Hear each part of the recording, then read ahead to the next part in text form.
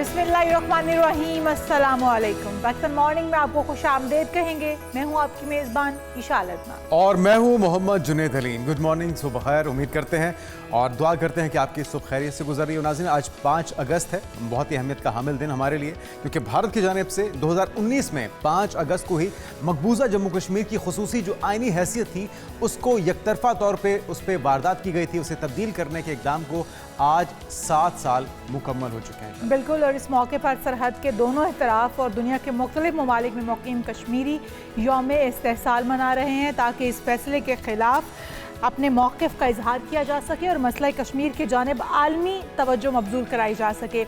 मुख्तलिफ शहरों में रैलियों, सेमिनार्स, दुआया तकरीबात और दीगर आगाही जो प्रोग्राम्स हैं उनका भी इनाक़ाद किया जाता है, जबकि मुक़र्रीन ने कश्मीरी अवाम के हकूक़, अमन और इंसाफ की ज़रूरत पर ज़ोर भी दिया है। और इस मौके पर मुख्तलिफ सियासी और समाजी हलकों की जानिब से भी मसला कश्मीर के पुरअमन और पायदार हल के लिए बैनुल-अक़वामी कोशिशों की अहमियत पर भी ज़ोर दिया जा रहा है। और ये हर साल होता है, लेकिन इसके बावजूद जो बैनुल-अक़वामी इदारे हैं, हम देख रहे हैं कि उनको कोई इस बात से ज़्यादा फ़र्क नहीं पड़ रहा कि कश्मीरी अवाम किस तरह से वहाँ ज़िंदगियाँ गुजारने पर मजबूर है।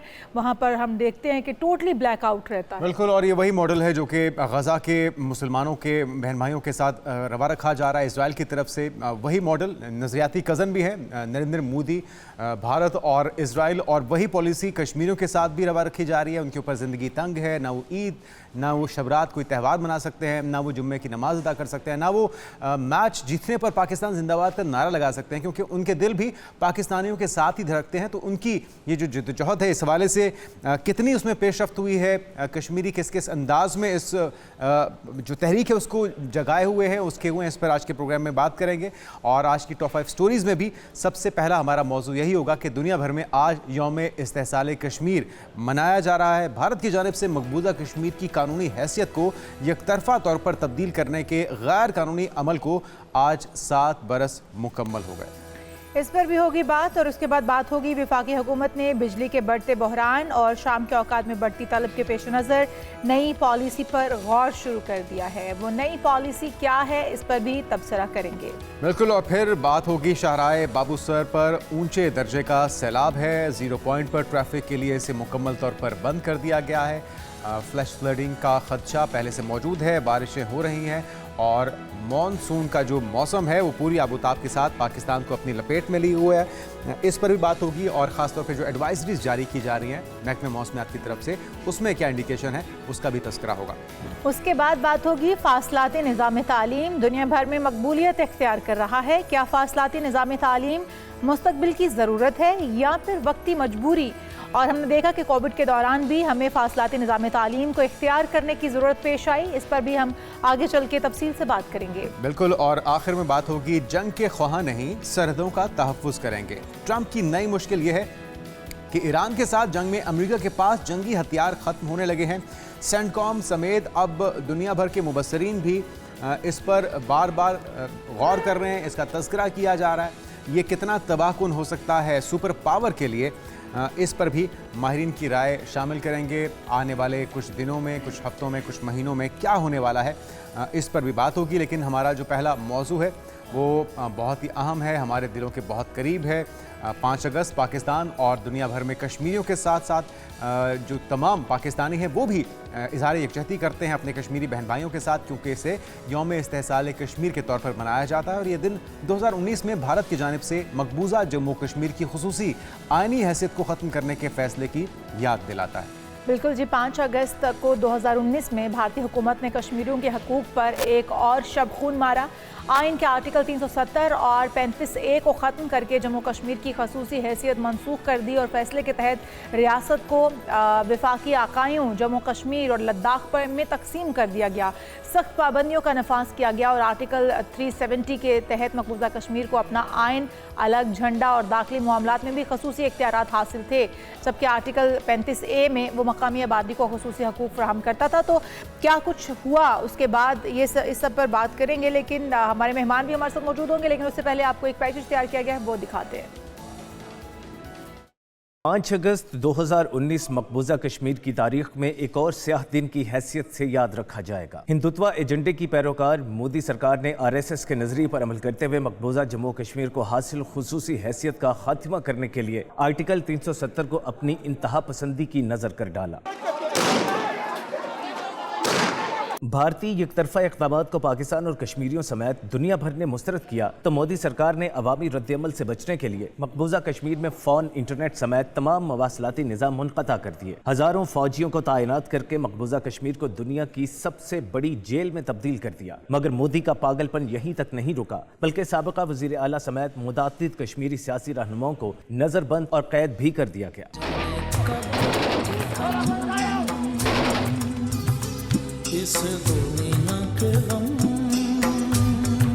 5 अगस्त 2019 से मकबूजा कश्मीर में 9 लाख भारतीय काबिज फौज ने कर्फ्यू के दौरान जाली मुकाबलों और नाम नहाद सर्च ऑपरेशन की आड़ में जुल्म का वो बाजार गर्म किया कि जिससे कश्मीरी खवातीन, बच्चे, सहाफ़ी और कोई महफूज न रहा। सैकड़ों कश्मीरियों को शहीद और हजारों को कैद किया गया।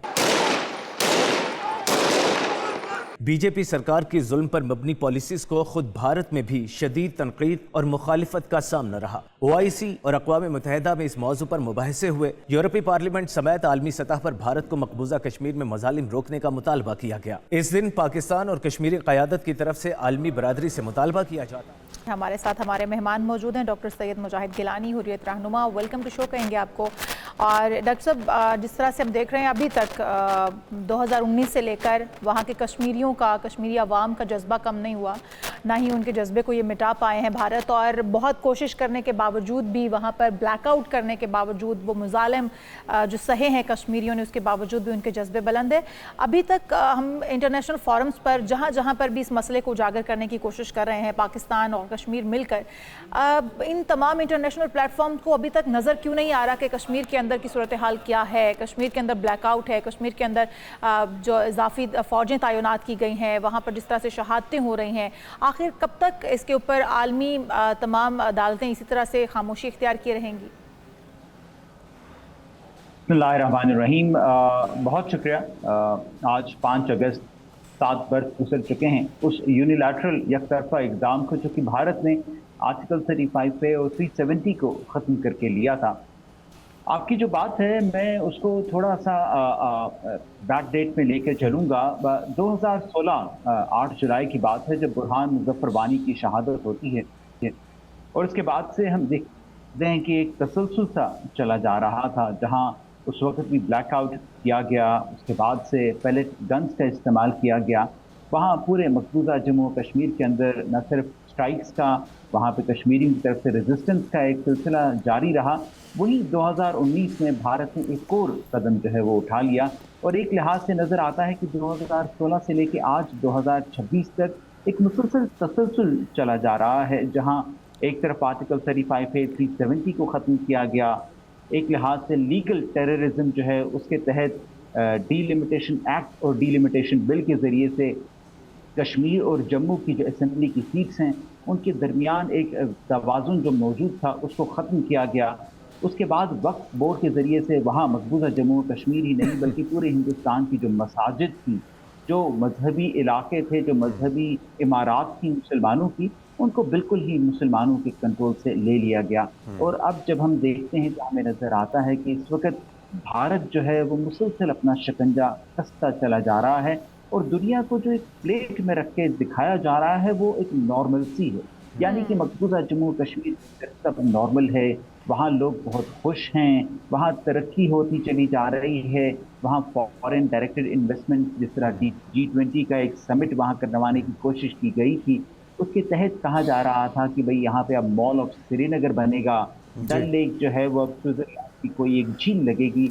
ये तमाम की तमाम जो भारत के बड़े और बुलंद बाग दावे थे वो तमाम की तमाम जीरो हो गए। मुजाहिद गिलानी साहब, ये जो सब्ज बाग इन्होंने दिखाए पूरी दुनिया को, एक झूठ, एक प्रोपेगेंडा तो था ही, लेकिन कश्मीरी इस वक्त ग्राउंड पे क्या फेस कर रहे हैं? क्योंकि ये वही मॉडल है लगभग जो कि इजराइल की तरफ से गज़ा को जम करते हुए या उसके ऊपर अपनी तसल्लुत कायम करते हुए दिखाने की कोशिश की गई है, लेकिन वहाँ पे भी रेजिस्टेंस आज तक नहीं रुकी और कश्मीरी भी अपने जज्बे को जमा रखे हुए हैं। ग्राउंड रियलिटी है क्या?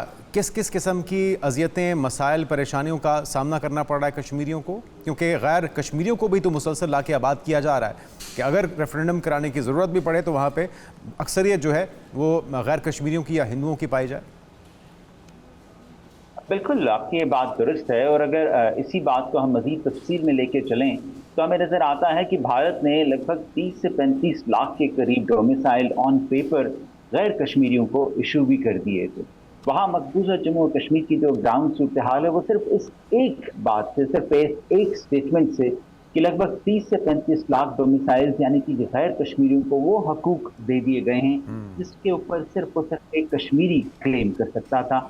अनएम्प्लॉयमेंट रेशो देखा जाए तो वो 21% से ज़्यादा हो चुका है, जो कि पूरे भारत में सबसे ज़्यादा है। वो बुलंदोबांग दावा कि यहाँ पे अब रोज़गार जो है वो हर एक को मिलेगा, मुकम्मल ख़त्म हो चुका है। ये सिविक राइट्स की बात है। वहाँ अगर आप बिजली की बात करें तो मुख्तलिफ आयाम के अंदर मुख्तलिफ महीनों में वहाँ कश्मीरी अपने सिविक राइट्स में सिर्फ बिजली के मीटरों के लिए तक निकले हैं कि हमारे यहाँ पे बिजली की मीटर्स जो हैं वो बंद कर दिए गए हैं। इसके अलावा वहाँ आप नज़र दौड़ा सकते हैं कि अभी आजकल वहाँ जो इंक्रोचमेंट ड्राइव है, क्योंकि अमरनाथ यात्रा वहाँ हर साल की रहती है, लोग वहाँ बढ़ते चले जाते हैं, तो जो नदी नाले हैं जिनको एक नेचुरल पाथवे मिलता था उनके ऊपर इतनी इंक्रोचमेंट कर दी गई है कि वहाँ पे अभी भी सैलाब की कैफियत बहुत हद तक मौजूद है। ये जो मैं बात कर रहा हूँ ये तो एक सिविक राइट्स और नेचुरल डिजास्टर्स की है। अगर देखा जाए तो वहाँ पे भारत की अपनी जो फौज मौजूद है, जो उसने एक कसीर तादाद में फौज वहाँ पे विद इन द सिटी रखी है, सड़कों के ऊपर रखी है, कॉलेजों में, अस्पतालों के बाहर रखी है, वो कश्मीरियों को बाज़ाब्ता शनाख्ती परेड से गुजारती।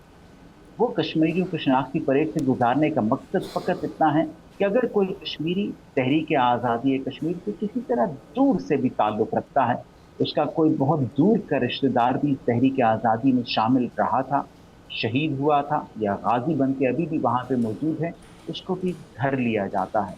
1990 में कश्मीरियों ने अस्करियत के ज़रिए से जिस तरह एक मुज़ाहिमत शो की, उस वक़्त के केसेस जो हैं वो आज 2006 दोबारा से उठाए जा रहे हैं। जैसे यासीन मलिक साहब हैं, शबीर शाह साहब हैं, आसिया अंद्राबी साहबा हैं, डॉक्टर कासिम पख्तू हैं, वो केसेस उस वक़्त के आज दोबारा जिंदा किए जा रहे हैं। बिल्कुल सही। अच्छा मुजाहिद गिलानी साहब, जिस तरह से बहुत सारे सियासी रहनुमाओं को, जो बड़े बड़े सियासी लीडर थे वहाँ के, उनको भी नज़र बंद किया गया, शहादतें दी उन्होंने, अपना खून बहा उनका वहाँ पर, लेकिन इसके बावजूद जज्बा तो कम नहीं हुआ। लेकिन मैं जानना सिर्फ ये चाह रही हूँ, इंटरनेशनल फोरम पर किस तरीके से आवाज़ बुलंद की जा सकती है, किस तरह से इन मसाइल को उजागर किया जा सकता है ताकि उनको झंझोड़ा जा सके, उनको जगाया जा सके कि जो इस वक्त खसूसी हैसियत ख़त्म करने के बाद कश्मीरियों के साथ जुल्म और सितम हो रहा है उसको रोका जा सके और दोबारा से कश्मीर को बहाल किया जा सके उसकी पहली हैसियत के मुताबिक। तो क्या आप समझते हैं कि कोई ऐसा प्लेटफॉर्म मौजूद है जहां पर आवाज़ उठाने से मसाइल हल हो सकते हैं? देखिए, मैं एक थोड़ा मुख्तलिफ ज़ाविये से इस चीज़ को देख रहा हूँ। कश्मीर जो है उसकी इस वक्त यानी 1990 से लेकर 2026 तक के बीच में एक नई जनरेशन पैदा हो चुकी है और यूथ की वो जनरेशन इस वक्त जिस तरह मेन लैंड इंडिया के अंदर मोदी की नाक में दम किए हुए है, बिल्कुल इस तरह रेजिस्टेंस का जो तरीका है कश्मीरियों का वो इस वक्त थोड़ा सा मुख्तलिफ हो चुका है।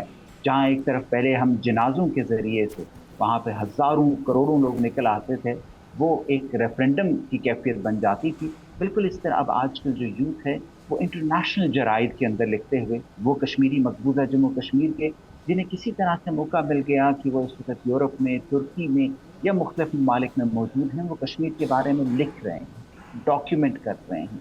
न सिर्फ ये कि वो आर्टिकल्स लिखते हैं बल्कि वो की तमाम चीज़ें हो चुकी हैं, उनके ऊपर मुख्तलिफ छोटी छोटी किताबें भी इस वक्त पब्लिश की जा रही हैं। सिर्फ यही नहीं बल्कि इस वक्त आज़ाद जम्मू और कश्मीर के अंदर भी बहुत सारे ऐसे एकेडमिक्स मौजूद हैं जिन्होंने मकबूजा जम्मू और कश्मीर को नए सिरे से पढ़ना शुरू कर दिया है और उसके ऊपर अब किताबें भी लिख रहे हैं।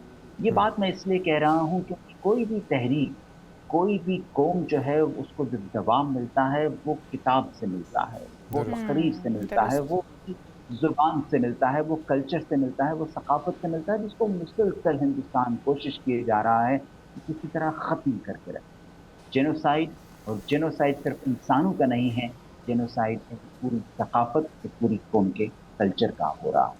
लेकिन इसके बावजूद हम देख रहे हैं कि कश्मीरियों की हिम्मत को सलाम है कि वो अपने उस कोशिश को, जद्दोजहद आज़ादी को जारी रखे हुए हैं।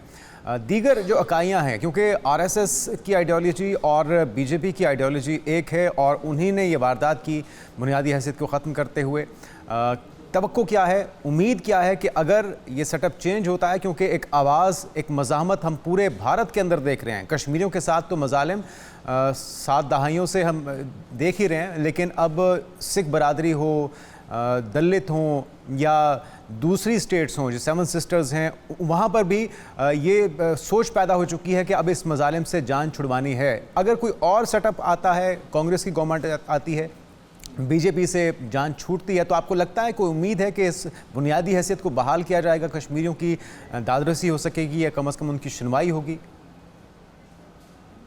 देखिए, मकबूजा जम्मू कश्मीर जो है उसके जो लोग हैं, बासी हैं, वो हिंदुस्तान से जो है किसी भी किस्म की आप सुनवाई की बात कह लें, रहम की बात कर लें या किसी भी किस्म के हकूक़ जो हैं उसको एक्सपेक्ट नहीं करते, तवक्को ही नहीं रखते। इसलिए क्योंकि एक गासिबाना कब्ज़ा करने वाली जो क़ुव्वत होती है वो आपको हकूक़ देने के लिए तो नहीं आती, वो अपना कब्ज़ा जो है उसको मुस्तहकम में आती है, वो ज़मीन चाहती है, उसको लोगों से गर्ज़ नहीं होती। यही वजह है कि मकबूजा जम्मू और कश्मीर के लोग आज अक़वाम मुत्तहिदा में, जेनेवा में, यूरोप में अपना केस लेके जो है वो आगे बढ़ रहे हैं। अक़वाम मुत्तहिदा की करारदादें तो चलें शायद किसी हद तक माज़ी की बातें होंगी, लेकिन 2018-2019 में जो office of the human rights commission है, उसकी रिपोर्टों ने कश्मीरियों को बहुत तक़वियत पहुँचाई। और अब जिस तरह से मुख्तलिफ जराइद के अंदर, मुख्तलिफ रिसालों के अंदर और इंटरनेशनल मीडिया के अंदर बीच-बीच में भी कश्मीरियों की खबरें आती रहती हैं, ये इंतहाई अहम और ज़रूरी है कि वो क़ज़िया ज़िंदा रखा जाए। मकबूजा जम्मू कश्मीर में चाहे हुकूमत इस वक़्त उमर अब्दुल्ला की हो, चाहे हुकूमत जो है वो महबूबा मुफ्ती की हो या उसके आगे आने वाले इल्तिजा मुफ्ती की अगर बनती है, ये किसी भी किस्म का रिलीफ देने से कासिर रहेंगे, क्योंकि ये दिल्ली की हुकूमत मकबूजा जम्मू कश्मीर के अंदर सिर्फ जुल्म रवा रख सकती है, हकूक़ या फिर उनकी जो ख्वाहिशात हैं उनको पूरा नहीं कर सकती। बिल्कुल सही। अच्छा, मुजाहिद गिलानी साहब, क्या इस वक्त भी तहरीक जो है वो चल रही है, आज़ादी की तहरीक अभी भी जूं की तूं है, इतनी पाबंदियों, इतनी सख्तियों के बावजूद, ब्लैकआउट के बावजूद? कि जो तहरीक होती है उसको अगर हम फ़कत ये समझ लें कि सड़क के ऊपर निकलना, आज़ादी के वो नारे जो कि गुज़िश्ता कुछ बरसों में बहुत बबांगे दौल लिए जाते थे, सड़कों के ऊपर जाके मकबूजा जम्मू और कश्मीर में भारतीय फ़ौज के सामने किए जाते थे, अगर सिर्फ उस तक महदूद कर दिया जाए तो मैं समझता हूँ ये नाइंसाफ़ी हो। मकबूजा जम्मू और कश्मीर की तहरीक ने मुख्तलिफ अदवार देखे हैं, जिसमें किसी हतमंद दौर जब कश्मीरियों ने इलेक्शन के ज़रिए भी अपना हक़ 1960 से 1980 की दिहाई तक लेने की कोशिश की, लेकिन उस वक़्त भी हिंदुस्तान ने किसी किस्म की सुनवाई नहीं।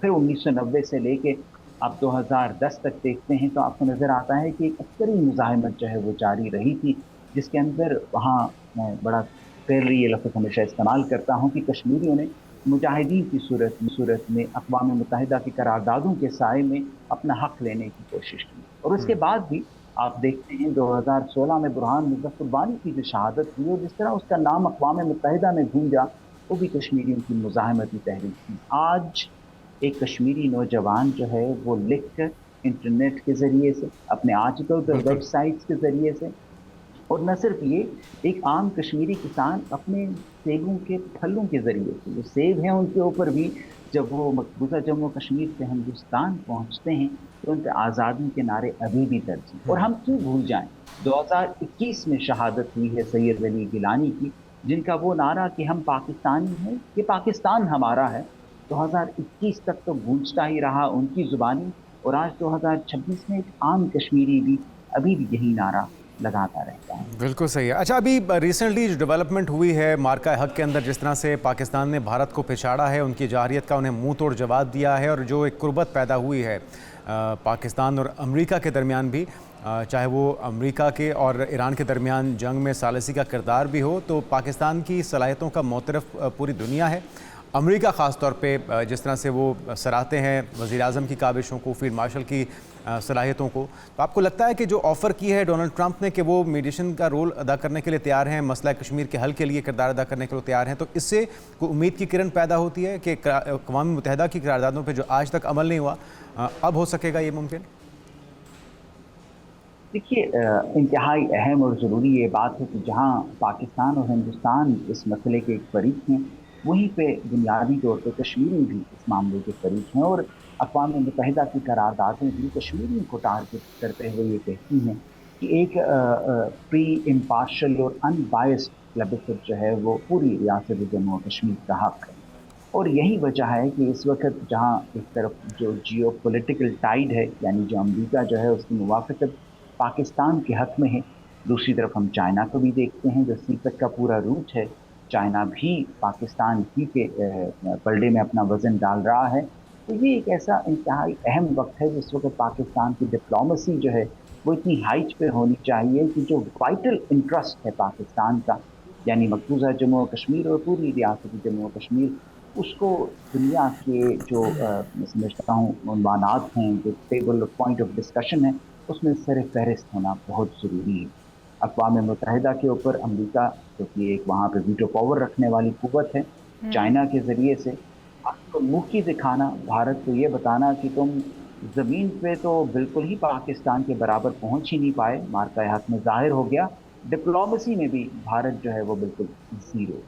बिल्कुल, और सफारती सतह पर भी ज़ीरो कर दिया गया है। बहुत शुक्रिया डॉक्टर सैयद मुजाहिद गिलानी, हुर्रियत रहनुमा, मकबूजा कश्मीर से हमारे साथ मौजूद थे। और कश्मीर हमेशा यही नारा लगाते हैं कि वो शरग हैं पाकिस्तान की, पाकिस्तान उनका है और वो पाकिस्तान से हैं, तो पाकिस्तान एक ना एक दिन इनको आज़ाद करवा कर रहेगा और कश्मीरी भाइयों को अपने साथ मिला कर रहेगा। और कश्मीरी भाइयों का जज्बा भी अभी तक जवान है। इतनी शहादतें होने के बावजूद, इतनी सख्तियाँ मसाइब बर्दाश्त करने के बावजूद, अपने लहते जिगर गंवाने के बावजूद भी आज भी उनका जज्बा झुका तो है। बिल्कुल, एक ब्रेक लेते हैं। ब्रेक के बाद बात करेंगे हुकूमत की तरफ से सोलर पॉलिसी में कुछ तब्दीली की गई है, ये क्या तब्दीली है, एक ब्रेक के बाद इस पर बात करते हैं। Stay with us. प्रोग्राम में एक बार फिर से आपको खुशामदीद कहते हैं नाजरीन, और आपको बताएं कि हुकूमत ने काबिल तजदीद तवानाई के मौसर इस्तेमाल को मद्देनज़र रखते हुए एक नई पॉलिसी पर गौर शुरू कर दिया है, जिसके तहत बैटरी बैकअप रखने वाले सोलर सिस्टम के सार्फिन जो हैं वो रात के वक्त अगर कौमी ग्रिड को बिजली फ्राहम करते हैं तो फ़ी यूनिट 18 से 22 रुपये तक मुआवजा हासिल कर सकेंगे। लेकिन सवाल ये पैदा होता है कि जिनके पास बैटरीज नहीं है वो अगर आपको बिजली यूनिट बेचते हैं तो उनको इतने सस्ते दामों उनका यूनिट क्यों ख़रीदा जाता है? असल में वो आपका सवाल बिल्कुल वैलिड है, लेकिन वो शाम के वक्त बिजली हुकूमत को दे ही नहीं सकती क्योंकि उनके पास बैकअप होता नहीं और उस वक्त प्रोडक्शन होती नहीं है। लेकिन ये जो अभी तजवीज़ आई है ये कितनी कारगर होगी, कितनी काबिल अमल होगी? आफाक अली खान साहब वाइस चेयरमैन है सोलर एसोसिएशन के। खान साहब आपको वेलकम कहेंगे।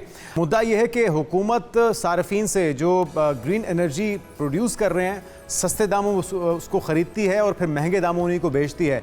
पीक आवर्स में जब एक यूनिट की कीमत कई गुना बढ़ चुकी होती है उस वक्त में कोई सारिफ क्यों कर पहले वो सस्ता यूनिट अगर वो 18 या 22 रुपये में भी हुकूमत को दिया जाता है तब भी जब वो ख़रीदेंगे तो वो उससे कई गुना ज़्यादा कीमत पे होगा।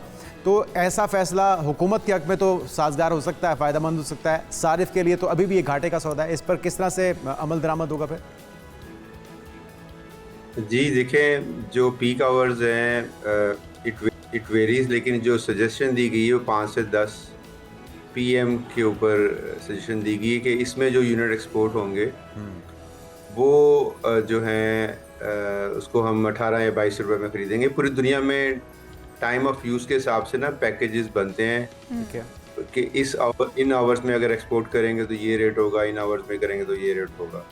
तो पाकिस्तान में it's a good step towards renewable. देखें, जब स्टोरेज आपके पास अवेलेबल हो और आपके पास 16 घंटे भी अवेलेबल हैं रात के जहाँ पे सूरज अवेलेबल नहीं है, तो इट्स अ गुड प्रपोजिशन। जो 18 से 22 रुपये इसको थोड़ा सा लुक्रेटिव कर देंगे तो ज़्यादा लोगों के लिए आसान हो जाएगा एक्सपोर्ट करना।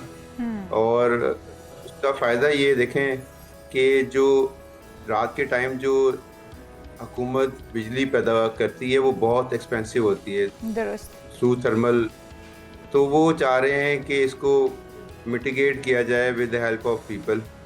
तो एक खुशाइंद बात है, लेकिन थोड़ा सा इसको रैशनलाइज किया जाए। वैसे अभी भी ये बात तो सही है कि गवर्नमेंट को भी फ़ायदा हासिल होगा, अल्टीमेटली आवाम भी उससे फ़ायदा हासिल कर पाएंगे।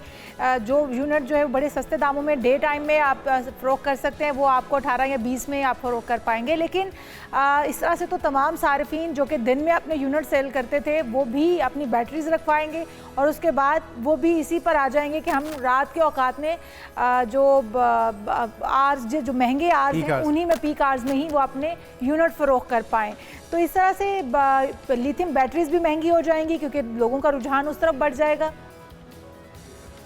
देखिए, लिथियम बैटरी तो मैंने आपको पहले भी बताया था, जब भी कोई डिमांड ज़्यादा होगी और सप्लाई में डिफरेंस आएगा तो वो वक्ती तौर पर तो महंगी होंगी, लेकिन आपको पता है पाकिस्तान में सप्लायर्स अवेलेबल हैं, मैन्युफैक्चरिंग की तरफ भी जा रहे हैं लिथियम आयन की, मैन्युफैक्चरिंग तो नहीं, असेंबली लाइंस लग रही हैं। तो वो अच्छी बात है कि ये तो मार्केट का रुझान, डिमांड सप्लाई से प्राइस कभी महंगी हो जाएंगी, फिर सप्लाई आ जाएगी, नॉर्मलाइज हो जाएंगी। ये हमने लास्ट टाइम डिस्कस किया था जी। लेकिन जो पॉइंट है वो ये है कि जो आप 8 रुपये या 7 रुपये का यूनिट अभी डे टाइम में एक्सपोर्ट कर रहे हैं, जब एक्सपोर्ट करते हैं ना तो डक कर्व बन जाता है, मतलब कि जो डिमांड है ना डे टाइम में बहुत ही गिर जाती है। ठीक है, उसके अपने इश्यूज हैं, उससे वोल्टेजेस और बहुत से मसले मसाइल आपके ग्रिड में आते हैं। तो अगर वो क्लाइंट जो भी है वो इंस्टेड ऑफ एक्सपोर्टिंग उसको स्टोरेज में लेके आ जाएगा तो ये भी मसला हल हो जाएगा, और वो एक्सपोर्ट करेगा, दो मसले हल होंगे। एक वो जो डार्क कप बनता है डे टाइम में वो फ्लैट हो जाएगा, और जो एक स्पाइक आती है वो बैटरियों के थ्रू सेटल हो जाएगी। उसके लिए आपको थर्मल प्लांट्स नहीं चलाने पड़ेंगे और इतनी दूर से बिजली जो अच्छा, थोड़ा सा अगर करंट सिचुएशन से आप हमारे सार्फिन को आगाह करें खान साहब, इस वक्त डे टाइम में एक यूनिट प्रोड्यूस करने के एक जो सोलर सारिफ है वो कितने में ख़रीदा जाता है और वो कंज्यूमर को कितने में बेचा जाता है वापस, और पीक आवर्स में इस वक्त 18 से 20 रुपए की तो तजवीज़ है, वो ख़रीद कर एक आम सारिफ को, एक आम यूज़र को, आपको या मुझे कितने में हुकूमत बेचती है वो यूनिट? ज़रा थोड़ा सा एलैबोरेट कर दें ताकि समझने में आसानी हो। डे टाइम में जो है वो जो बाइंग है वो 8 रुपए के आसपास है। अच्छा। 8 से 11 रुपए के। ठीक है, और जो सेलिंग है दैट इज़ अराउंड 30-35, टैक्सेस वगैरह हो उसकी वो अलहदा हो जाएगा। ठीक, और जो पीक आवर्स में वो 45 प्लस टैक्सेस वगैरह हैं। तो इससे देखें फ़ायदा दोनों का है, ये जो विन विन सिनेरियो क्रिएट किया जाता है। मैं आपको इसका टेलीकॉम से एग्जांपल दे देता हूँ। टेलीकॉम में कुछ ऐसे आवर्स होते हैं जहाँ पे उनको वॉइस या बैंडविड्थ अवेलेबल होती है, तो उन आवर्स में वो उसको सस्ता कर देते हैं कि लोग कंज्यूम ज़्यादा करें।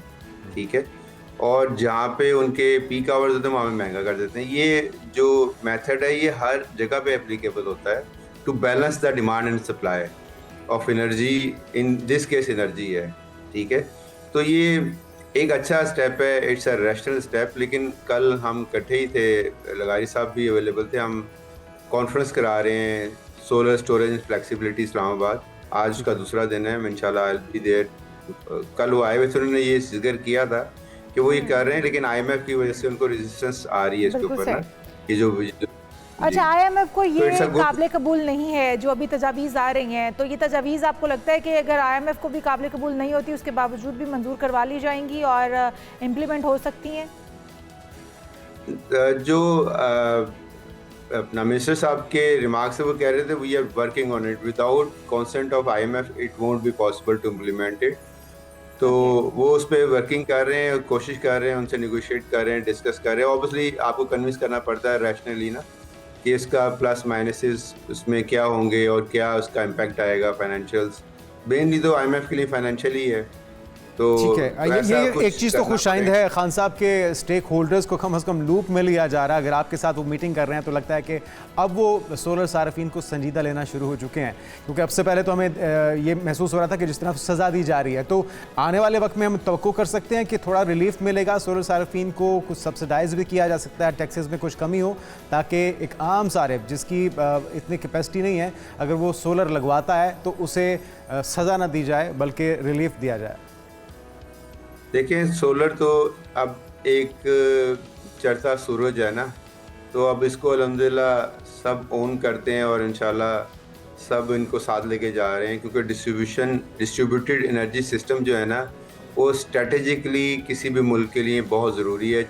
आपको मैंने पहले भी बताया था कि जैसे अभी जंग लगी हुई थी लगी भी है, बल्कि ये बिल्कुल, हार्मोन्स खित्ते वाली। में भी जंग है, तो तमाम जो पेट्रोलियम मसनूआत जी, हैं वो भी महंगी हो चुकी हैं, जिसकी वजह से वो रात जो है वो बिजली पर भी पड़ते हैं, वो आम मसनूआत पर भी पड़ते हैं। तो उससे बचने के लिए अब लोगों ने सोलर सिस्टम लगाया है। पहले उन्हें डिस्करेज किया जा रहा था, लेकिन अब जो इकदाम किए जा रहे हैं, लगता यह है कि उनको भी रिलीफ फ्राहम की जाएगी। बहुत शुक्रिया आफाक अली खान साहब, वाइस चेयरमैन सोलर एसोसिएशन, हमारे साथ मौजूद थे।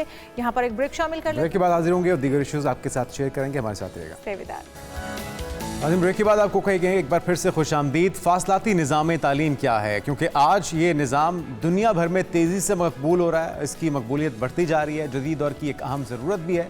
और ये निज़ाम ख़ास तौर पर उन अफराद के लिए मुफीद है जो कि मुलाजमत करते हैं, घरेलू ज़िम्मेदारियाँ उन पर हैं, जो कि बहुत से लोगों पर होती हैं, आप पर, हम पर, और दूर दराज इलाकों में रहने की वजह से भी बाज़ औक़ात हम रिवायती जामियात में तालीम हासिल नहीं कर पाते, वो भी इससे फ़ायदा उठा सकते हैं। तो पाकिस्तान में ये काम, ये बीड़ा उठा रखा है अल्लामा इकबाल ओपन यूनिवर्सिटी ने, और इस निज़ाम की एक नुमाया मिसाल है, जहाँ पर इस वक्त तकरीबन 10 लाख तलबा ज़ेर तालीम है और बेहतरीन जो निज़ाम तालीम है उसका वो हिस्सा भी हैं और उससे मुस्तफ़ीद भी हो रहे हैं। बिल्कुल, इससे पहले भी फासलाती निज़ाम तालीम राइज था, लेकिन कोविड के दौरान हमें इसकी अहमियत जो है वो उसकी ज़्यादा समझ आई है कि किस तरह से जब स्कूल, कॉलेज, यूनिवर्सिटीज़ बंद हो चुकी थी, ब्लैकआउट था टोटली, तो बच्चों को घर में तालीम दिलवाना या ऐसी ऑनलाइन एजुकेशन की तरफ उन्हें लाना कितना वक्त की ज़रूरत बन चुकी थी। तो हम ये जानते हैं आज के वक्त में इसकी कितनी ज़रूरत है, कितनी अहमियत है और मजबूरी है या इसकी है, ये जानते हैं। एहसन शकूर साहब हमारे साथ मौजूद हैं, रीजनल डायरेक्टर हैं अल्लामा इकबाल ओपन यूनिवर्सिटी लाहौर से। आप वेलकम टू शो कहेंगे आपको। Thank you. और एहसन शकूर साहब, जिस तरह से अभी हम बात भी करें कि कोविड के दौरान हमें इसकी अहमियत का एहसास हुआ कि ऑनलाइन स्टडीज़ भी हो सकती हैं, बच्चों को घर बैठे भी तालीम से आरास्ता किया जा सकता है, और अब तो बहुत सारे पेरेंट्स होम स्कूलिंग करना चाहते हैं, अपने बच्चों को बाहर भेजने की बजाय वो घर में होम स्कूलिंग करवा रहे हैं या फिर ऑनलाइन जो सिलेबस पढ़ा होता है उससे मुस्तफ़ीद हो रहे हैं। आप क्या कहेंगे? अल्लामा इकबाल ओपन यूनिवर्सिटी ने ये बीड़ा बड़े आसान तरीके से उठा रखा है और बहुत सारे बच्चों बच्चियों को अब तक वो तालीम से आरास्ता कर चुके हैं। दूर दराज इलाकों में जहाँ पर स्कूल, कॉलेज, यूनिवर्सिटीज़ नहीं है, वहाँ पर तो ये बहुत ज़्यादा काम कर रहा है। तो ये वक्त की ज़रूरत बन चुकी है या फिर हमने मजबूरी के तहत इसको अपनाना शुरू कर दिया है कि अब दूर दराज जाने से बेहतर है या फिर अपने वर्क प्लेस पर बैठे हुए आप तालीम भी साथ साथ हासिल करते रहें और नौकरियाँ भी चढ़ती रहें? जी, सबसे पहले बहुत शुक्रिया मुझे यहाँ पे इनवाइट करने का, और थोड़ा सा मैं तारुफ अल्लामा इकबाल ओपन यूनिवर्सिटी का अगर आप इजाज़त दें तो ये दुनिया की दूसरी ओपन यूनिवर्सिटी और पाकिस्तान की पहली ओपन, बल्कि जनूबी एशिया की पहली ओपन यूनिवर्सिटी थी जो 1974 में कायम हुई, और उस वक़्त 1000 स्टूडेंट्स इसमें रजिस्टर थे। अब अल्हम्दुलिल्लाह 10 लाख स्टूडेंट हम रजिस्टर किए बैठे हैं और उनको हम तालीम के ज़ेवर से आरास्ता कर रहे हैं जो ना सिर्फ मुल्क के तूलो अर्ज़ में बल्कि पूरी दुनिया में फैले हैं। चूँकि अब इस वक्त हम अल्हम्दुलिल्लाह ऑनलाइन सिस्टम की तरफ हैं, तो उस ऑनलाइन सिस्टम का फ़ायदा ये है कि दुनिया के किसी भी खित्ते में बैठा तालिब इल्म हमारे से मुस्तफ़ीद हो सकता है और हमारे हर कंपोनेंट का फ़ायदा उठा सकता है और तालीम हासिल कर सकता है। बिल्कुल। आपने बात की कोविड की, तो कोविड से ही मैं शुरू करता हूँ। कोविड में जहाँ पे तमाम जो तालीमी बोर्ड्स थे, तमाम यूनिवर्सिटीज़ थीं, वो हाथ पर हाथ धरे बैठी थी, लेकिन हमने अपने इम्तिहानात तक मुकम्मल किए हैं और कंडक्ट किए हैं और बच्चों को तालीम से रोका नहीं, उनका रास्ता नहीं रुका और वो उन्होंने अपनी तालीम को इसी तरह जारी रखा। ये उस फासलाती निज़ाम तालीम की वजह से था कि लोगों को उस कोविड के दिनों में जब हर तरफ ब्लैकआउट था तो वो लोगों को समझ आई कि फासलाती निज़ाम तालीम की अहमियत क्या है और लोग किस तरह अपनी तालीम को जारी रख सकते हैं। तो ये आजकल के जो मौशी हालात हैं ये मजबूरी नहीं है बल्कि अब ज़रूरत है। बिल्कुल ठीक। जो मुआशियात हैं, जो मुआशी हालात हैं पूरी दुनिया में, इस वक्त लोग स्किल्स की तरफ जा रहे हैं और वो चाहते हैं कि स्किल्स लेके वो ज़्यादा से ज़्यादा अपनी फाइनेंशियल हेल्थ को बेहतर कर सकें। लेकिन उस फाइनेंशियल हेल्थ को बेहतर करने के साथ साथ तालीम का होना बहुत ज़रूरी है। जिस तरह मैं एग्जांपल देता हूँ कि अगर आप कोई कंप्यूटर की स्किल लेते हैं तो आप कंप्यूटर ऑपरेटर तो बनेंगे but you can't be the IT manager.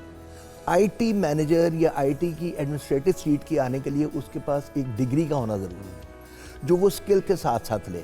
तो मैं तो तालिब इल्मों को ये कहता हूँ कि आप IT या स्किल वर्कर ना बने, स्किल्ड मैनेजर बने।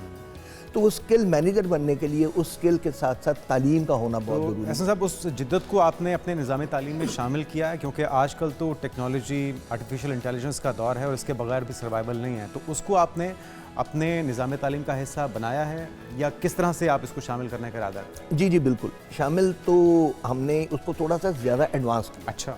जदीद तकाज़ों के मुताबिक हमारे पास BS कंप्यूटर साइंस तो बहुत अरसे से चल रहा था, लेकिन अब उसके अंदर जो आजकल के दौर की स्पेशलाइजेशन है, सॉफ्टवेयर इंजीनियरिंग है, कंप्यूटर साइंसेज है, आर्टिफिशियल इंटेलिजेंस है, डाटा साइंसेज है, ये सारी, बल्कि ई-कॉमर्स है, साइबर सिक्योरिटी है, ये सारी स्पेशलाइजेशन हमारे BS कंप्यूटर साइंस के अंदर शामिल है।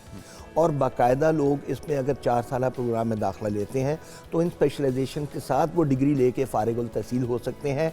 और सबसे अच्छी बात ये है कि जो हमारे 53 रीजनल सेंटर्स पूरे पाकिस्तान में काम कर रहे हैं, उनमें चंद एक ऐसे हैं जहाँ पे कंप्यूटर साइंस ऑफ़र हो रहा है। एक कंप्यूटर साइंस जो हेडक्वार्टर में है इस्लामाबाद में, जो हमारा हेड ऑफिस है, वहाँ पे फ़ेस टू फेस क्लासेस हो रही हैं। बल्कि हमारे कुछ रीजनल सेंटर्स हैं जहाँ पे फ़ेस टू फेस ये क्लासेस हो रही है, जिसमें लाहौर सर फहरिस्त है।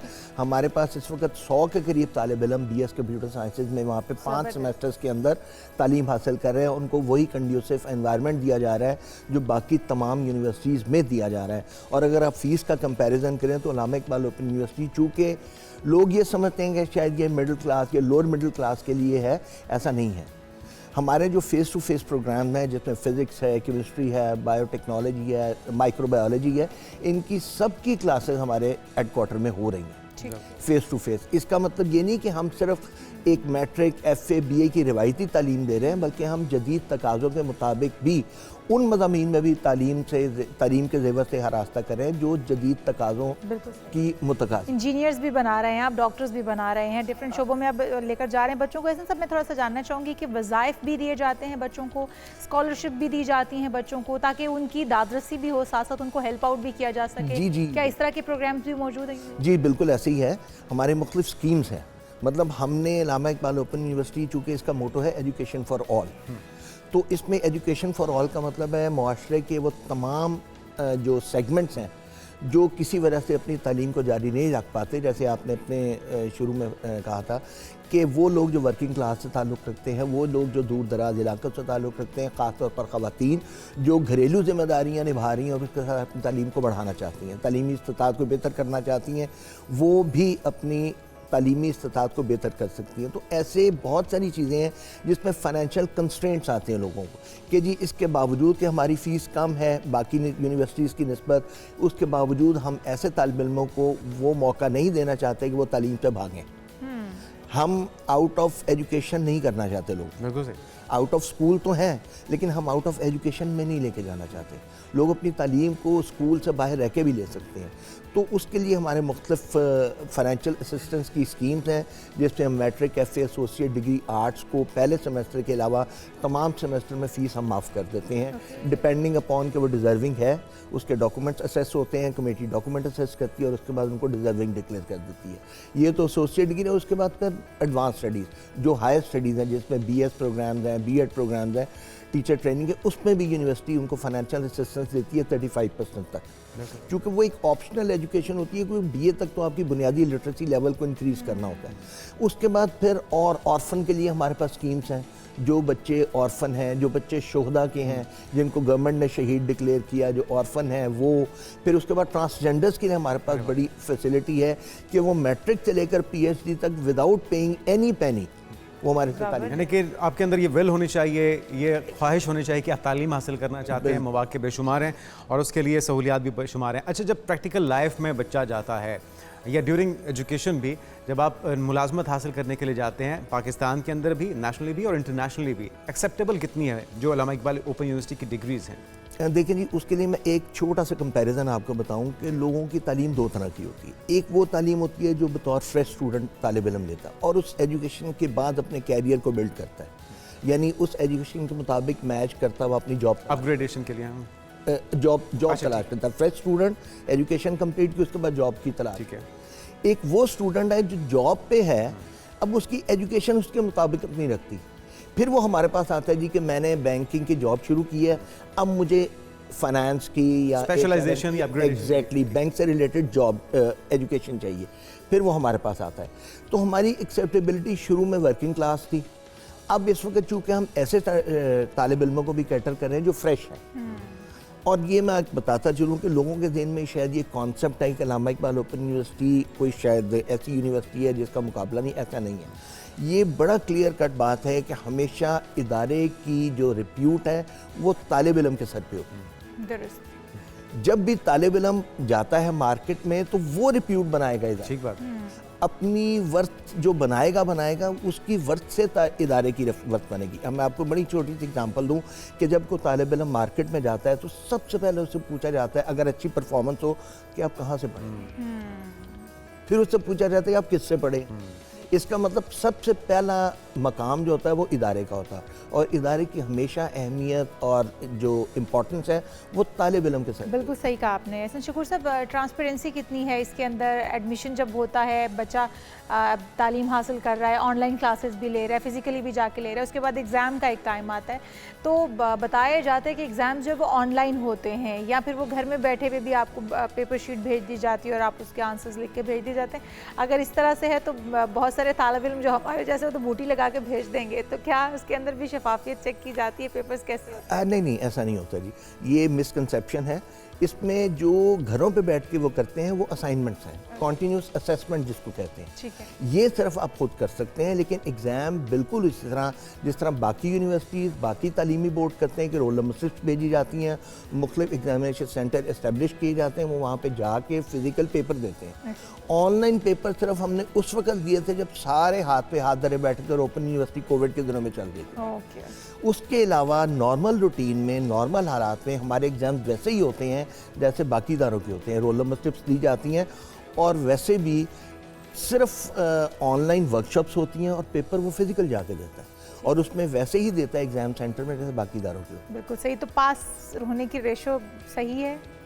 देखिए, इसमें चूँकि हमारे पास डिस्टेंस लर्निंग स्टूडेंट्स हैं और फेस टू फेस नहीं है, तो उसमें आप जब पढ़ते हैं तो इसको हमने थोड़ा सा फ्लेक्सिबिलिटी दी हुई है सिस्टम में, क्योंकि जैसे मैंने गुजारिश की कि वर्किंग क्लास में आते हैं, कुछ लोगों की कंस्ट्रेंट्स होती हैं माशी या माशरती, तो इस हवाले से यूनिवर्सिटी डिस्टेंस लर्निंग में थोड़ी सी फ्लेक्सिबिलिटी है। फ्लेक्सिबिलिटी इस तरह कि आप एक एग्ज़ाम को पास करने के आपके पास 3 चांसेस होते हैं कि आपकी कंटिन्यूस असेसमेंट क्लियर है, हर चीज़ क्लियर है, तो आप 3 चांसेस में पेपर पास कर सकते हैं। बट इसकी अगेन टाइम लिमिट भी है किसी प्रोग्राम की, कि आप उस टाइम लिमिट से अगर आउट हो जाते हैं तो फिर आपको नए सिरे से एडमिशन लेना पड़ेगा। तो यहाँ तक हम ना सिर्फ टीचर्स की बल्कि जो कोर्स करिकुलम है उसकी क्वालिटी भी वैसे ही मेंटेन करते हैं जैसे बाकी यूनिवर्सिटी में, क्योंकि हम भी IBCC और HEC की गाइडलाइन के मुताबिक चलते हैं। पब्लिक सेक्टर यूनिवर्सिटी है, सिटिंग प्रेसिडेंट इसका चांसलर है, सिटिंग एजुकेशन मिनिस्टर इसका प्रो वाइस चांसलर है, तो डेफिनेटली ये पब्लिक सेक्टर यूनिवर्सिटी होने के नाते HEC के गाइडलाइंस के मुताबिक ही काम करते हैं। ठीक है। और ऐसे सब फ्यूचर प्लान्स क्या हैं, किस तरह से इसको मज़ीद अपग्रेड किया जाएगा? वो कौन कौन से ऐसे प्रोजेक्ट्स हैं या प्रोग्राम्स हैं जो कि आप शामिल करने का इरादा रखते हैं आने वाले कुछ सालों में? उसमें ऐसी है जी कि अभी हमने रिसेंटली जो आपने बात की ई-कॉमर्स बड़ा इन सब्जेक्ट है, उसके ऊपर हमने BS प्रोग्राम शुरू किया है। इसी तरह इंस्ट्रक्शनल डिज़ाइन एंड टेक्नोलॉजी है, कंप्यूटर साइंस में बहुत सारी स्पेशलाइजेशन, डिजिटल मार्केटिंग भी शामिल है उसमें? जी। अब इस वक्त हम शॉर्ट कोर्सेज की तरफ भी जा रहे हैं कि लोगों को थोड़े से शॉर्ट कोर्सेज भी करवाए जाएं, लेकिन अभी वो थोड़ा सा स्टार्टिंग है, फेज़ है, तो इंशाल्लाह आने वाले वक्तों में वो भी साथ साथ चलेगा, ताकि लोगों को हम एजुकेशन तो दे रहे हैं, जनरल एजुकेशन, और स्किल भी दें। और उसके बाद हमारे जो 2 मेन टारगेट्स हैं इस वक्त, एक तो मदारिस, बहुत बड़ा हमारा टारगेट। बिल्कुल सही। जो लोग दीनी तालीम लेते हैं जब वो मार्केट में जाते हैं तो फिर वो जॉब उनके लिए गैप रह जाता है ना एक, तो हम उनको उसके साथ मिला के उनके ट्रैक को स्ट्रीमलाइन करते हैं, एजुकेशनल ट्रैक को, ताकि वो मार्केट में जब जाएं तो उनको किसी जॉब तलाश करने में या ये मैं इसी तरफ आना चाह रहा था लास्टली कि कुछ ऐसी कंपनीज चाहे वो पाकिस्तान की हों या इंटरनेशनली, उनके साथ भी कोलैबोरेशन है ताकि बच्चा ड्यूरिंग एजुकेशन या फिर उसके फ़ौरन बाद उसे जॉब ऑफ़र हो सके या आप उससे ताल्लुक़ उसका जोड़ सकें? जी, हम अपनी रीजनल लेवल पे हम इंडस्ट्रीज़ के साथ विज़िट करते हैं, उनके लेबर्स को, उनके जो उनका मैनेजरियल स्टाफ है उनको हम ऑफ़र करते हैं, उनको प्रोग्राम्स बताते हैं ताकि वो हमारे से आके प्रोग्राम्स करें, अपनी जो जॉब कैपेसिटी है या जो अपनी जो उनके पास वहाँ पे जॉब के लिए मौक़े हैं वो बेहतर हो सकें। तो उनके साथ हम कोलैबोरेशन में रहते हैं। जैसे मैंने गुजारिश की वोकेशनल ट्रेनिंग इंस्टीट्यूट्स, ये बहुत बड़ा हमारा टारगेट है, जो वहाँ पे जहाँ पे बच्चे स्किल्स ले रहे हैं और उनको, और वो स्किल्स यकीनन किस वजह से ले रहे हैं, वो ले रहे हैं अपनी फैमिली को फाइनेंशियली सपोर्ट करने के लिए। अगर वो प्रॉपर रेगुलर इदारे में जाने के काबिल होते हैं तो कभी भी वो वहाँ पे ना जाते। तो हम उनको टारगेट किया है कि ताकि उनको एजुकेशन दी जाए। मदारिस के बच्चों को जो बेचारे दूर दराज इलाकों से आते हैं और उनको एजुकेशन के ट्रैक को किस तरह पकड़ना है उनको नहीं अंदाज़ा। बहुत ऐसे इक़दाम है जो आप कर रहे हैं और एक बार अल्लामा इकबाल ओपन यूनिवर्सिटी इसी तरह से चलती रहे और बहुत सारे बच्चों को तालीम से आरास्ता करता रहे। हमारी ये ख्वाहिश और दुआ है कि इस तरह की और कॉलेज और यूनिवर्सिटीज़ भी पाकिस्तान के अंदर बनाई जा सकें। अभी भी बहुत सारे ऐसे इलाके हैं जहाँ पर तालीम नहीं पहुँच पाई है, जहाँ पर बच्चे जो है वो रसाई हासिल नहीं कर पाते हैं। बहुत शुक्रिया एहसन शकूर साहब, रीजनल डायरेक्टर अल्लामा इकबाल ओपन यूनिवर्सिटी लाहौर हमारे साथ मौजूद थे। यहाँ पर एक ब्रेक शामिल कर लेते हैं और जब ब्रेक से वापस आएंगे तो आपकी मुलाकात करवाएंगे कराटे चैंपियन से, लेकिन इस ब्रेक के बाद हमारे साथ प्रोग्राम में एक बार फिर से आपको खुशामदीद कहते हैं नाजरीन। और अभी बात करें, आपको बताएं कि साउथ एशियन कराटे चैंपियनशिप में पाकिस्तानी खिलाड़ियों ने शानदार कारकर्दगी का मुजाहिरा करते हुए मुल्क का नाम रोशन कर दिया है। कौमी टीम ने गैर मामूली अज़म, भरपूर मेहनत और आला फ़नी सलाहियतों का सबूत देते हुए मजमूई तौर पर 3 गोल्ड, 2 सिल्वर और 12 ब्रॉन्ज मेडल अपने नाम किए हैं। और ये सिलसिला यहाँ पे रुका नहीं है, अभी जारी है और इसके बाद बैनुल-अक़वामी सतह पर सबसे लाली परचम इन्होंने लहराया, जो कि हम आपको दिखाएंगे भी। और पाकिस्तानी खिलाड़ियों की ये कामयाबी इस बात का सबूत है कि अगर खिलाड़ियों को मुनासिब सहूलियात, मयारी तरबियत और भरपूर मौके फराहम किए जाएँ तो आलमी सतह पर मुल्क के लिए एजाज़ात हासिल करने की भरपूर सलाहियत रखते हैं। और इसी सलाहियतों का मुजाहरा किया है। हमारे साथ मौजूद भी हैं हसनैन जमील, कराटे चैम्पियन। हसनैन, सबसे पहले आपको ढेरों मुबारकबाद तमाम पाकिस्तानियों की तरफ से, हमारी टीम की तरफ से। मेडल आपने हासिल किया, अगली बार इंशाल्लाह आप गोल्ड मेडल हासिल करेंगे। ये कंपटीशन कितना टफ था, कितने ममालिक इसमें शामिल थे, कैसा मुकाबला रहा? अस्सलाम वालेकुम, first of all thank you so much for inviting. इसमें 7 कंट्रीज़ जो साउथ एशियन रीजन के थे उन्होंने पार्टिसिपेट किया था, जिसमें साउथ एशिया में इंडिया, नेपाल, श्रीलंका, बांग्लादेश, भूटान और पाकिस्तान थे। तो उसमें ओवरऑल जो है बहुत टफ कंपटीशन होता है, क्योंकि कराटे एक ऐसी स्पोर्ट्स है जो कि वर्ल्ड वाइड बहुत ज़्यादा पॉपुलर और फेमस गेम, तो इसमें बहुत ज़्यादा कंपटीशन है। तो ये है कि अभी हम लर्निंग प्रोसेस में हैं, सीख भी रहे हैं, कर भी रहे हैं, तो इंशाल्लाह hoping for the best in future इंशाल्लाह। अच्छा हसनैन, किसने ज़्यादा टफ टाइम दिया इन तमाम ममालिक की टीमों में से? कराटे में कौन सी टीम ज़्यादा अच्छी है? देखिए जी, टीम्स तो सभी अच्छी हैं, बट ऑब्वियसली जो ज़्यादा मेहनत करता है वही। बट अगर इन माय ओपिनियन तो Nepal was the toughest this time, कि नेपाल ने इस दफ़ा काफ़ी टफ टाइम लिया और ओवरऑल वो मतलब चैम्पियन भी हुए हैं, इस चैम्पियन गोल्ड भी उन्होंने लिया। जी। अच्छा, कुंग-फू और इसमें कोई डिफरेंस है? जी बिल्कुल, कुंग-फू और कराटे में डिफरेंस है। कराटे जो है ये एक जापानीज़ जो है उसकी तर्ज पे है और कुंग-फू जो है वो चाइनीज़ है, तो इसमें डिफरेंट है। और कराटे और कुंग-फू जो है वो टोटली डिफरेंट है। लेकिन वर्ल्ड वाइड अगर देखा जाए, वर्ल्ड कराटे फेडरेशन जो है उसमें कराटे जो है वो एक इंटरनेशनली और ओलंपिक स्पोर्ट्स है, जबकि कुंग-फू जो है वो ओलंपिक स्पोर्ट्स नहीं है अभी तक। ओके जी ठीक है। इसमें आपकी कैटेगरी क्या थी? हम ब्रेक में बात कर रहे थे -84 और कुछ खास टर्म्स भी थी जो आप बता रहे थे जापानीज़, वो क्या टर्म्स हैं, उनका मतलब भी समझाइएगा। जी, इसमें 2 इवेंट्स होते हैं। एक काता मीन के आपने ख्याली फ़ाइट उसको कह सकते हैं इन सिंपल वर्ड्स आपको समझाने के लिए, और कुमिते मीन फ़ाइट कि आप फ़ाइट जो करते हैं। और ये जापानीज़ वर्ड? जी, ये जापानीज़ वर्ड है। ठीक है। और आपकी कैटेगरी कौन सी थी? मैं -84 kg में खेला था और टीम कुमिते मैंने 2 इवेंट खेले थे। ज़बरदस्त, मतलब आपने डेमोन्स्ट्रेशन नहीं दी सिर्फ, आपने बाकायदा फ़ाइट भी की है। जी, फ़ाइट। और फ़ाइट की टेक्निक्स हमारे पाकिस्तानी प्लेयर्स की दीगर ममालिक के प्लेयर्स से कितनी मुख्तलिफ हैं, और यहाँ पर आपको कोचेस किस तरह के मिले जिन्होंने आपको ट्रेन किया, और कितने अरसे का ये आपकी ट्रेनिंग का सिलसिला था जिसने आपको ब्रॉन्ज मेडल दिलवाया? बिल्कुल जी, अगर आप हिस्ट्री नहीं बताते हैं तो आप भी जो है उसको कहते हैं कि आप भी याद नहीं रखे जाते हैं। तो पाकिस्तान अल्हम्दुलिल्लाह लास्ट साउथ एशियन गेम्स जो 2019 में हुई थी नेपाल में, पाकिस्तान ने उसमें 6 गोल्ड मेडल हासिल किए थे, और वो अदर दैन स्पोर्ट्स डिसिप्लिन्स पूरे कॉन्टिनेंट में पाकिस्तान के सबसे ज़्यादा गोल्ड थे जो कराटे ने विन किए थे। उसके अलावा कराटे को ये एजाज़ है कि एशिया में सिर्फ एक मेल प्लेयर हैं, सादी अब्बास, उनका गोल्ड है। उसके अलावा पाकिस्तान के अलावा साउथ एशियन रीजन में कोई ऐसा मेल प्लेयर नहीं है जिसने एशिया में गोल्ड लिया हो। उसके अलावा उनका वर्ल्ड इस्लामिक गेम्स में सिल्वर मेडलिस्ट है। तो ये कराटे जो है इसकी बहुत एक वेस्ट हिस्ट्री है। इसने हमेशा पाकिस्तान को बैनुल अक़वामी सतह पे बहुत ज़्यादा गोल्ड मेडल दिए हैं। उसमें फेडरेशन का बहुत अहम रोल है। मैं समझता हूँ कि जो हमारे चेयरमैन हैं उनकी गवर्नेंस जो है बहुत अच्छी है कि वो ऑन द ऑन इवेंट्स करवाते रहते हैं, नेशनल लेवल पे भी, प्रोविंशियल लेवल पे भी। और कोचेज़ की बात की जाए तो बिल्कुल हमारे जो कोच थे सर वासिफ़ अली, मैं उनका, और हमारी फ़ीमेल टीम कोच जो थी हेड कोच मिस कुरतुलैन, उनका भी बहुत मशकूर हूँ कि उन्होंने हमें बहुत अच्छी ट्रेनिंग करवाई। और ये 1 मंथ का हमारा ट्रेनिंग कैंप था जिसमें हमने ट्रेनिंग की थी। और अल्हम्दुलिल्लाह इंशाल्लाह इन फ्यूचर अगर मज़ीद कैंप्स मिलें हमें और उसमें फ़ैसिलिटीज़ अच्छे तरीके से प्रोवाइड की जाएँ तो इंशाल्लाह ज़्यादा गोल्ड आ सकता है। हसनैन, आगे आपके प्लान्स क्या हैं, कौन सा इवेंट आ रहा है, उस पर भी हम बात करते हैं। लेकिन अभी आपने फेडरेशन की बात की है, तो ये कराटे चैम्पियन जो है, ये तमाम जो चैम्पियनशिप थी इसको हुकूमत पाकिस्तान ने, वजारत खेल ने इसमें मुआवनत फराहम की, तमाम तर जो अरेंजमेंट्स थे, या आपने पर्सनल कैपेसिटी में किया सब? इसमें सर डिफरेंट होता है कि कुछ फेडरेशन करती है और कुछ जो प्लेयर्स है वो थोड़ा सा खुद करते हैं।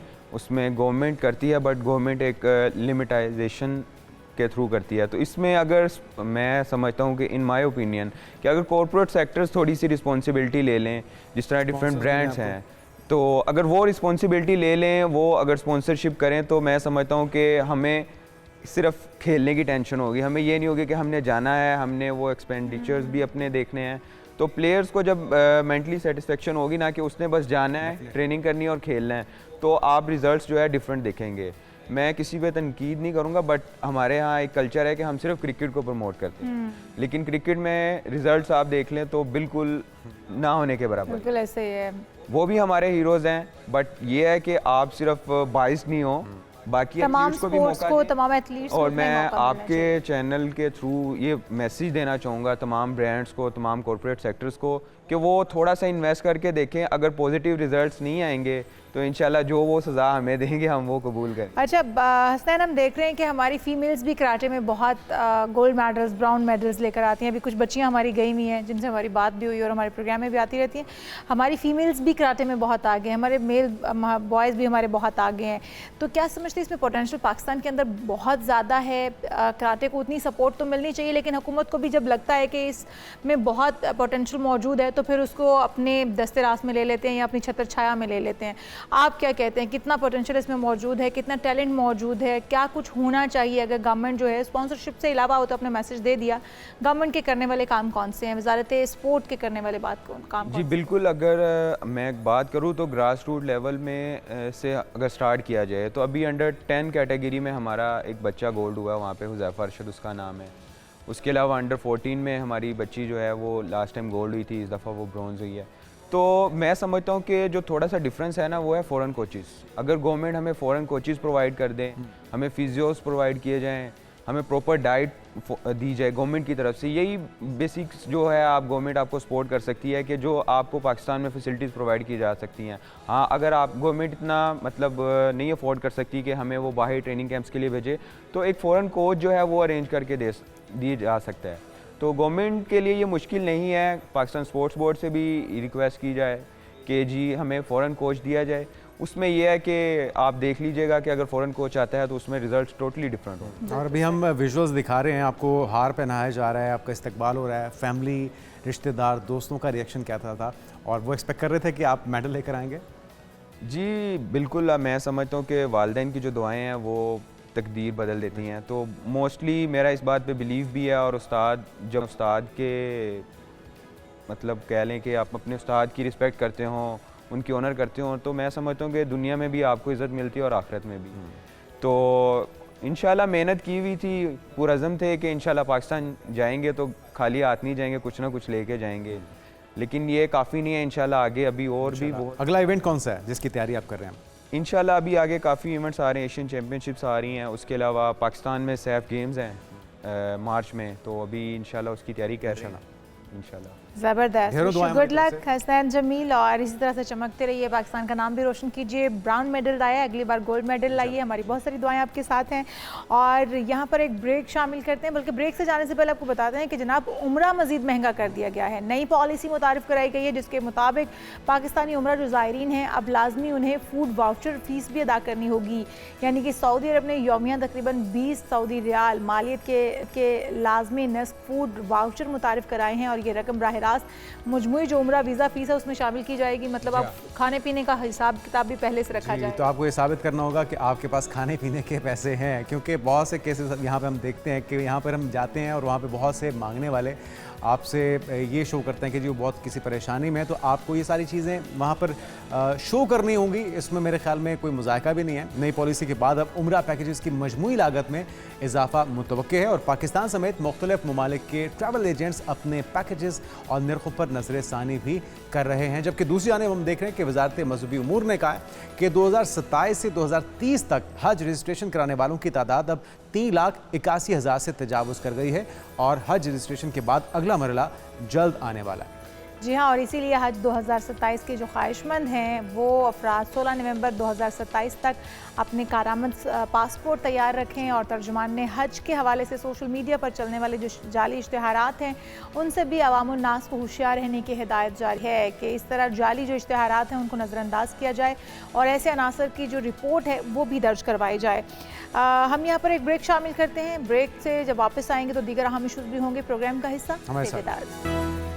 Welcome back. ईरान अमेरिका जंग जिसमें कशीदगी एक बार फिर से आलमी तवज्जो का मरकज़ बन चुकी है। ईरानी सदर मसूद पेज़ेश्कियान ने वाज़ेह किया है कि ईरान जंग का ख्वाह नहीं, ताहम मुल्क की सरहदों, खुद मुख्तारी और कौमी मफादात के तहफ़्फ़ुज़ पर किसी किस्म का समझौता हम नहीं करेंगे। और उन्होंने इस बात पर भी जोर दिया है कि मौजूदा हालात में बैरूनी तनाज़ात की बजाय अंदरूनी इत्तेहाद, कौमी यकजहती और जो दाखिली ताकत है उसको मज़ीद मुस्तहकम करने की ज़रूरत है, जिससे ये भी इशारा मिलता है कि मुल्क के अंदर मुख्तलिफ़ किस्म की उन्हें मुखालफत का या जो टूट फूट है उसका भी सामना करना पड़ रहा है। दूसरी जानिब अगर हम देखें तो अमरीकी सदर डोनाल्ड ट्रंप को ईरान से मुतालिक पॉलिसी के हवाले से नई मुश्किलात का सामना करना पड़ गया है। उन मुश्किलात के हवाले से जानते हैं कर्नल रिटायर्ड आबिद लतीफ़ सिंधु साहब, दिफाई तज्ज़ियाकार हमारे साथ मौजूद हैं। वेलकम टू शो कहेंगे आपको। कर्नल साहब, जिस तरह से हम देख भी रहे हैं कि जो कशीदगी है अस्करी है उसके बायस अमरीका के जो जदीद दिफाई निज़ाम है उसमें इस्तेमाल होने वाले पेट्रियट और थार्ड मिसाइलों के ज़ाहिर में नुमाया कमी बताया जा रहा है कि आ चुकी है, जिससे अब अमरीका को काफ़ी मुश्किलात का सामना करना पड़ सकता है जंगी सूरत हाल में। आप क्या समझते हैं, अमरीका सुपर पावर होने के बावजूद क्या वाकई उनके टेक्नोलॉजी में, मिसाइल्स में इस हद तक कमी वाक़ई हो चुकी है कि उन्हें परेशान होना पड़े? जी बहुत शुक्रिया मुझे इनवाइट करने की। जी देखिए, ये तो बात माननी पड़ेगी और जो रियलिटी भी है कि अमेरिका एक सुपर पावर है। दुनिया की जो सबसे बड़ी मिलिट्री इंडस्ट्रियल कॉम्प्लेक्स है वो भी अमेरिका का है। लेकिन डेफिनेटली जो उसकी 722 या 23 जो डिफरेंट उसकी जो मिलिट्री स्टैब्लिशमेंट्स हैं पूरी दुनिया के अंदर, जो उसकी बेसिस हैं, वो डेफिनेटली उसको फीड करने के लिए पूरा एक मैकेनिज्म है, पूरा एक उसकी सपोर्ट है डिफरेंट कमांड्स के थ्रू। वो पैसिफिक कमांड है, चाहे वो मिडल ईस्ट की कमांड है, सेंट्रल कमांड है, अटलांटिक की कमांड है, तो उसके थ्रू वो सारी की सारी फीड होती है। लेकिन जो आपने जैसे कहा कि ये जो इस वॉर के अंदर जो कहा जा रहा है, जिसके अमेरिका में भी बात हो रही है कि उसके जो एयर डिफेंस एसेट्स हैं वो जिस तरह से उसने प्लान किए हुए थे, क्योंकि आप इसकी बहुत ज़्यादा ज़ाहिर स्टॉक फाइल तो नहीं करते, आपकी एक इसकी फर्स्ट लाइन, सेकंड लाइन और एक रिजर्व होते हैं, उसके मुताबिक आप इनकी डिप्लॉयमेंट करते हैं। तो वो इस्तेमाल हुए हैं और उसके अंदर काफ़ी हद तक जो है उसकी रिप्लेनिशमेंट की ज़रूरत है। अब ये जो टेक्निकल सिस्टम्स हैं जो एयर डिफेंस के, एक्चुअली ये इनमें बहुत, क्योंकि ये बहुत स्मार्ट हैं, आपने रिस्पॉन्स भी बहुत स्मार्टली करना है, सैटेलाइट से लिंक हैं, कम्युनिकेशन इनमें ऑन बोर्ड कम्युनिकेशन जो है, जब जो मिसाइल जाता है किसी मिसाइल को काउंटर करने के लिए, उसके अंदर कम्युनिकेशन का सिस्टम भी बहुत एडवांस होता है। तो ये सारे के सारे जो रेयर अर्थ है उसके ऊपर बेस करते हैं इनकी मैन्युफैक्चरिंग और इनके अंदर जो कंपोनेंट्स यूज़ होते हैं। अगेन उसकी भी इस वक्त शॉर्टेज है, क्योंकि चाइना ने वो कुछ अरसे से अमेरिका के ऊपर उसकी जो एक्सपोर्ट है वो बंद की हुई है। सो इस तरह की मल्टीपल चीज़ें हैं। बट नेवरदलेस ये जो कॉन्टेक्स्ट है जिसमें आपने बात की कि ईरान और अमेरिका का, इस कॉन्टेक्स्ट को अगर आप देखें तो वॉर वैसे ही एक कॉम्प्लेक्स फेज़ के अंदर है। इसकी ये जो मिलिट्री नुकसानात तो ज़ाहिर है हो रहे हैं, जी। थोड़े से अमेरिका के भी हुए हैं, बहुत सारे ईरान के हुए हैं, लेकिन उसके साथ साथ इसका इकोनॉमिक इफेक्ट बहुत ज़्यादा है। क्योंकि देखें, जब आप एनर्जी से लिंक करती हैं सारी चीज़ें, ये अगर आप ये मान लें कि जो मिनिमम कहा जाता है कि जी 20 से 25% जो पूरी दुनिया की एनर्जी है वो यहाँ से फ्लो करती है। अगर आप किसी मुल्क की एनर्जी के फ्लो में 5% या 10% आप उसकी कमी कर दें या उसको स्ट्रेंगुलेट कर दें, तो उसका जीडीपी उसी मुनासबत से 10% जो है वो रिड्यूस कर जाएगा। और 10% अगर रिड्यूस कर जाए तो वो एक इकोनॉमिक क्राइसिस है, वो स्टेट इकोनॉमिकली फेलियर की तरफ चली जाती है। तो अच्छी खासी स्टेट्स जो कि इकोनॉमिकली वाइब्रेंट हैं, अगर वो ये ऐसे रहेगा तो उनकी वाइब्रेंसी जो है वो over a period of time वो बहुत मुश्किल हो जाएगी। अच्छा, ये इशू ये है। जी जी जी जी, बात मुकम्मल कीजिए सर। जी, तो असल इशू ये है जिसकी वजह से कम्प्लेक्सिटी है, जिसकी वजह से जो स्टेट ऑफ हॉर्मस है अब वो एक लीवर और एक जियोपॉलिटिकल लीवरेज के तौर पे ईरान उसको इस्तेमाल कर रहा है। और अमेरिका का कोई जो एम थे या जो ऑब्जेक्टिव थे वो पहले भी क्लियर नहीं थे। अभी भी वो गोल पोस्ट और अपने ऑब्जेक्टिव्स जो है वो हर आने वाले वक्त के साथ हर हफ्ते वो चेंज हो जाते हैं। कभी वो उनका न्यूक्लियर इशू होता है, कभी वो स्टेट ऑफ हॉर्मस होती है, कभी वो सिर्फ कोई और चीज़ होती है। तो इन अ वे उसकी वजह ये है कि जो जियोपॉलिटिकल क्लैरिटी है वो शायद उसका फुकदान उस पे मैं फुकदान नहीं कहूँगा, उसकी शायद ज़्यादा ज़रूरत नहीं थी, क्योंकि ये वॉर ही शुरू से जियो इकोनॉमिक वॉर थी। ठीक है। अच्छा सुंदर साहब, जिन चीज़ों की आपने निशानदेही की, कॉस्ट तो बहुत ज़्यादा है, जो कि बड़ी ताकत भी अमेरिका है, तो ज़्यादा चीज़ें भी उनकी स्टेक पे हैं। ईरान तो सब कुछ अपना लुटाने को तैयार है, अपनी जो उनके अक़दार हैं उनको बचाने के लिए। तो ये जो कॉस्ट अमेरिका पे कर रहा है, चाहे वो फाइनेंशियल हो, चाहे वो हम देख रहे हैं कि अस्करी हो, या फिर उनकी जो सियासी साख है, गो के डोनाल्ड ट्रंप तो ये दावा कर रहे हैं कि वो मकबूल तरीन सतह पर पहुंच चुके हैं तारीख की, लेकिन ग्राउंड पे रियलिटी कुछ और है, क्योंकि अमरीकी अवाम इसे अपनी जंग मानते ही नहीं हैं। तो आपको लगता है कि इस तमाम ये जो बोझ है, ये जो कॉस्ट अदा करना पड़ रही है अमेरिका को, इसके नतीजे में कोई इंतहाई कदम खुदा न खास्ता किसी एटमी हमले की सूरत में हो सकता है, या ये जो इम्कान है ये बिल्कुल इसे कंसीडर ही नहीं करना चाहिए, ये ऐसा रिस्क मोल नहीं लेगा अमेरिका? जी, मैं as a student of geopolitics ही मैं समझता हूँ कि ये जो इंतहाई इकदाम है, गो के लोग इसकी बात करते हैं, लेकिन ये प्रोबेबिलिटी इसकी बहुत कम है। उसकी रीज़न शायद ये नहीं है कि ईरान खुदा न खास्ता उस कॉन्टेक्स्ट में रिटेलिएट नहीं कर सकता, या जो अमेरिका है उसकी एसेंडेंसी है। डेफिनेटली ज़ाहिर है वो एक सुपर पावर है और ईरान कब से इस कॉन्टेक्स्ट में कोई मुकाबला नहीं है। लेकिन उसकी वजह ये है कि इस रीजन के अंदर अगर आप देखें तो दो और सुपर पावर्स हैं जो बिल्कुल जुड़ी हुई हैं ईरान के साथ टेरिटोरी। एक रशिया है और एक चाइना है। फिर इसी रीजन के अंदर टोटल 4 न्यूक्लियर पावर्स हैं। तो आप जब और उनकी आपस में अगर आप देखें तो चाइना और इंडिया की इक्वेशन बहुत अच्छी नहीं है। पाकिस्तान और इंडिया की इक्वेशन पूरी दुनिया को पता है, और फिर पाकिस्तान और चाइना की इक्वेशन पूरी दुनिया को पता है, और फिर चाइना और रशिया की इक्वेशन पूरी दुनिया को पता है। तो इस कम्प्लेक्सिटी में अगर खुदा न खास्ता ऐसी चीज़ होती है, और इन दोनों पावर्स ने क्लियर कर दिया है कि इनके बैकयार्ड में इस तरह की कोई एक्सट्रीम चीज़ नहीं होगी, क्योंकि अगर होगी तो फिर लामहल्ला तौर पे ये जो मुल्क हैं वो ऑटोमेटिकली उसके अंदर जो है वो जब ये स्पायरल आउट करेगा तो वो ऑटोमेटिकली उसका हिस्सा बन जाएंगे, क्योंकि फिर खुदा न खास्ता एक जिसकी बात भी होती है प्रोबेबली कि एक 3rd वर्ल्ड वॉर की तरफ चला जाएगा।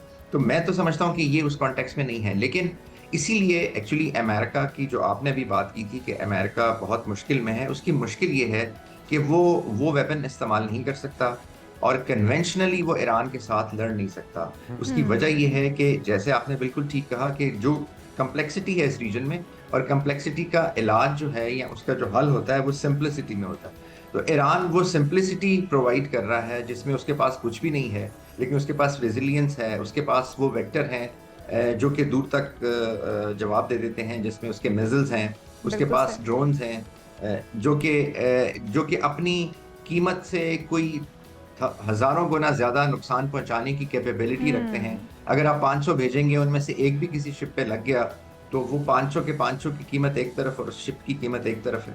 सो इस तरह से ये जो एक एसिमेट्रिक डोमिनेंस ईरान ने क्रिएट कर ली है, वो कन्वेंशनैलिटी के अंदर अमेरिका के लिए बहुत मसला हो गया, उसको वो रिस्पॉन्ड नहीं कर सकता। और बिल्कुल सही। जहाँ तक इस दूसरी ऑप्शन की बात है, ये ऑप्शन मेरी अपनी राय के मुताबिक इज आउट ऑफ क्वेश्चन, और इसके सिग्नल रशिया ने और चाइना ने ऑलरेडी यूएसए को दे दिए हैं। ठीक है।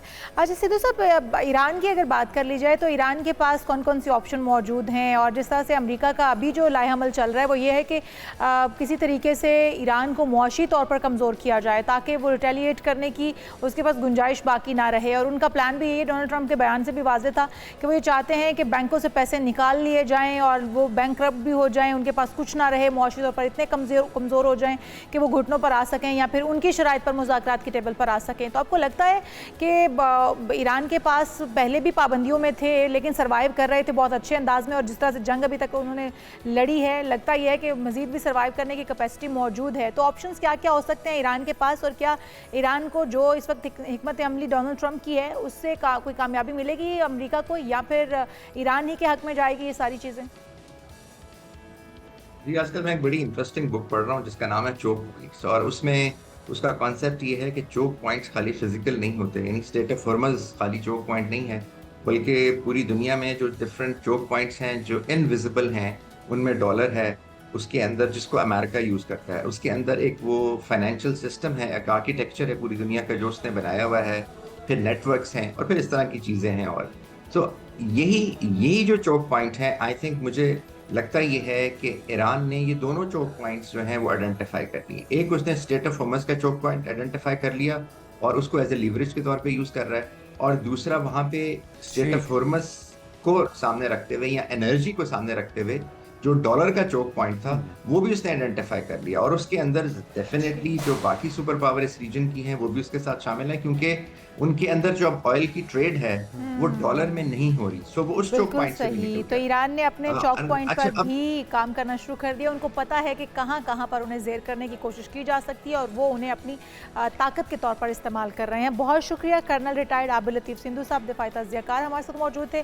प्रोग्राम का वक्त खत्म हो चुका है तो हम आपसे चाहेंगे इजाज़त। अपना बहुत सारा ख्याल रखिएगा। आपकी हमारी मुलाकात होगी कल। अल्लाह हाफ़िज़।